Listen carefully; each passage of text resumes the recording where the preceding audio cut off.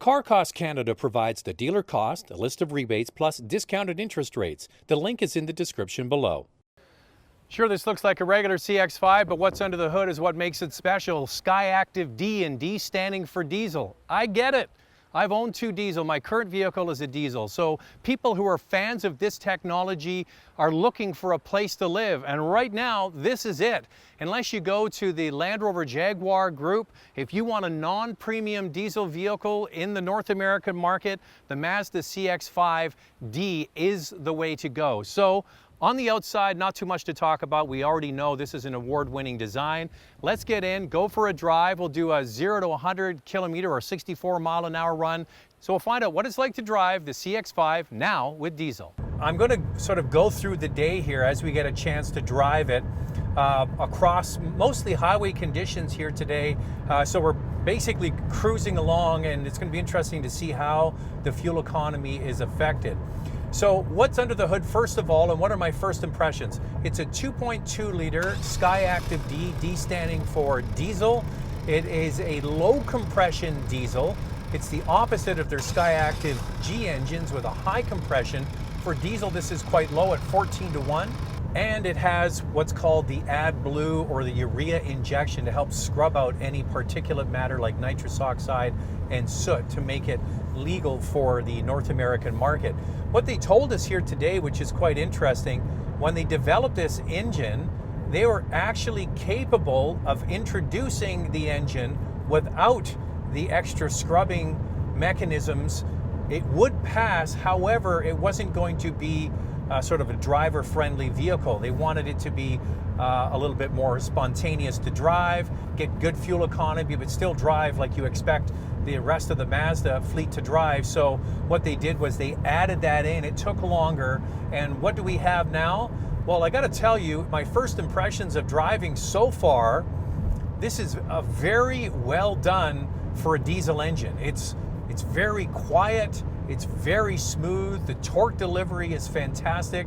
So when you're driving along at highway speeds, kind of doing the speed limit, and you want to go just a little bit faster to pass the car in front of you, that reserve of torque is there. However, say you want to pass on a 2-lane road, a truck or something, and you put your foot all the way into it, it doesn't really give you a ton of power. So smooth, yes. Quiet, certainly.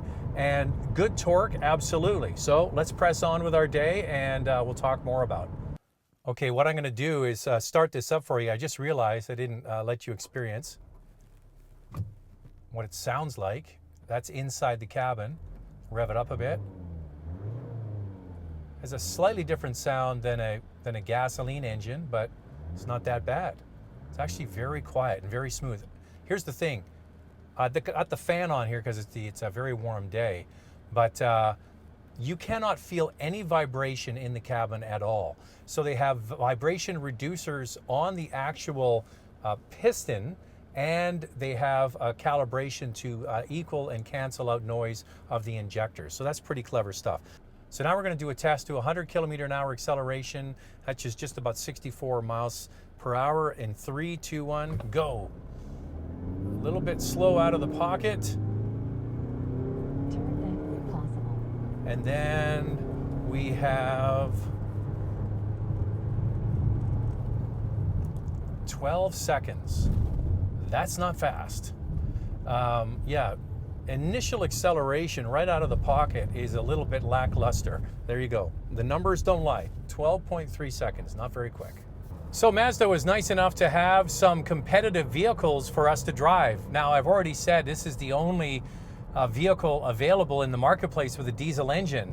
Now, why is that? Well, I'm sitting in a GMC Terrain or the Chevy Equinox, both available with General Motors 1.6 liter diesel engine. Now, literally days ago, General Motors announced that after 2019, they will no longer be offering this engine in this product due to low demand. And is that a harbinger of things to come for the CX-5? Well, we're going to have to wait and see. Now, this is not as powerful an engine. It has 137 horsepower and 240 pound-feet of torque, and it has a 6-speed automatic transmission. So on paper, it's less powerful. It's quite an enjoyable vehicle to drive, and this is the champion for fuel economy. If you are looking for the best, most fuel economy conscious vehicle available in the marketplace today, the front wheel drive or the base model version of the Terrain or the Equinox is the champion, but get it while you can. The one thing I will say about this product compared to the CX-5 is this is notably louder. The engine is noisier, there's more engine noise under acceleration. It's not as refined feeling, but there you go. Timing's everything.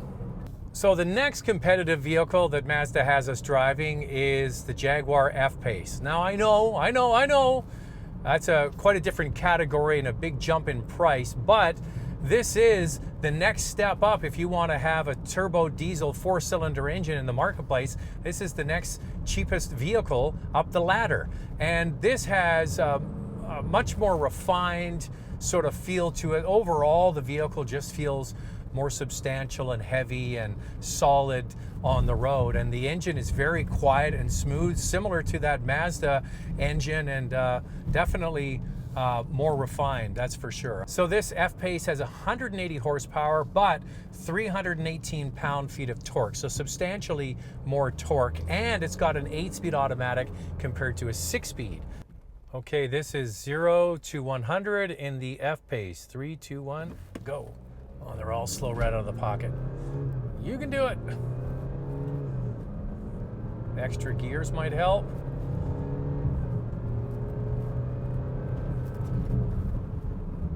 Only not even half a second faster.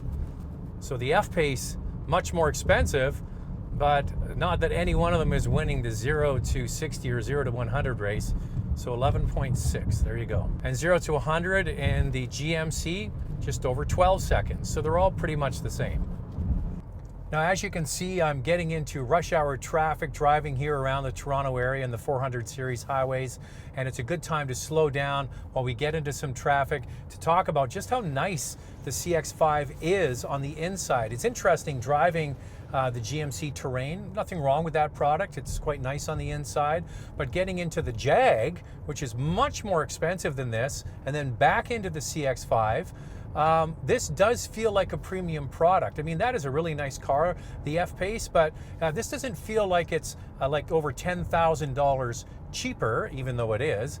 And you get a really nice level of finish in here because Mazda has decided to equip this engine in its most expensive signature trim. But it does come with a price premium, $5,000 more to get this engine in this trim than the conventional 2.5 liter gasoline turbocharged engine. So that's a lot of money to spend.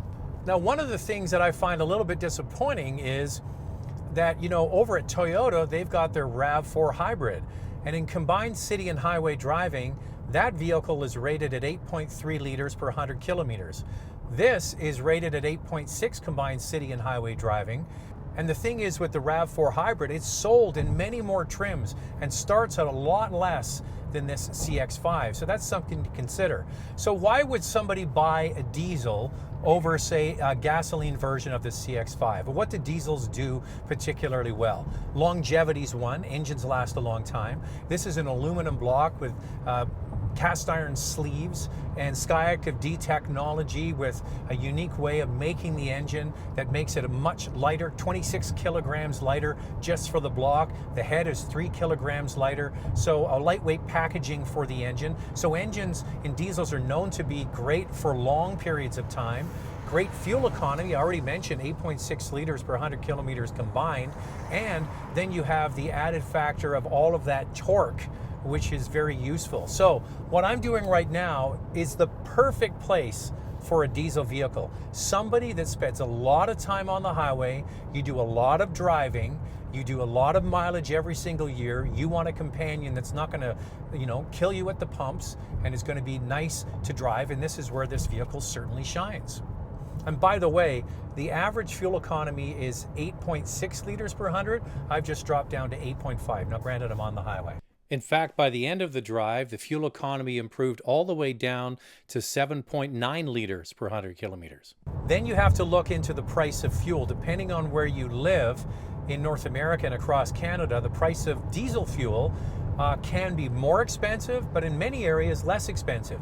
If you can get the fuel at a cheaper price, you're compounding that. See what I'm saying? So say it's 15 to 20% cheaper to buy the fuel, and then you can get a 10 to 15 to 20% improvement in fuel economy. That's where the savings adds up. So Mazda's done an interesting thing with the pricing of the CX-5. The diesel is only available on the top signature trim, and it's $45,000. So not inexpensive, but a beautifully equipped vehicle, and it does deliver good fuel economy. Now, this is a vehicle that's going to excite diesel fans, all of those orphan TDI owners from the Volkswagen Group.